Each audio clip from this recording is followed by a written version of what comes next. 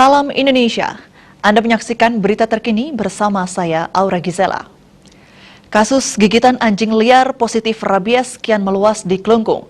Kasus gigitan anjing rabies yang terakhir terjadi di lingkungan Pegending, Kelurahan Semarapura, Kauh. Kasus dengan korban belasan orang ini menjadi kasus ke-7 tahun ini, setelah sebelumnya juga terjadi di Desa Takmun, Sampalan, dan Tihingan. Akibatnya, belasan wilayah yang pernah terjadi kasus gigitan anjing rabies dan desa sekitarnya masuk zona merah rabies.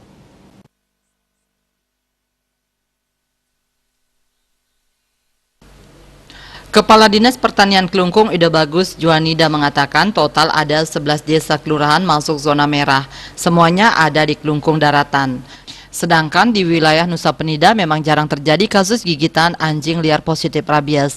Bahkan sudah zero kasus rabies sejak 2017.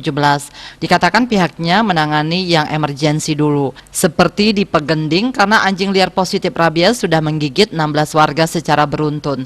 Petugas langsung diterjunkan untuk melakukan langkah-langkah emergensi agar tidak semakin meluas. Seperti screening korban gigitan dan memvaksin anjing, kucing, dan kera.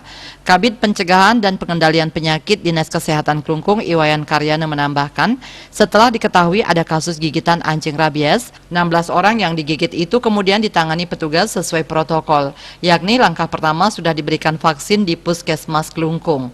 Seluruh korban gigitan anjing sudah diarahkan ke sana. Selanjutnya, ia bersama Kaling mencari lagi kasus-kasus gigitan yang korbannya belum melaporkan supaya segera mendapat penanganan.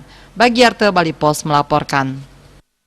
Untuk mencegah penyebaran COVID-19, ingat pesan ibu selalu terapkan 3M, wajib memakai masker, wajib mencuci tangan, dan wajib menjaga jarak, serta wajib menghindari kerumunan.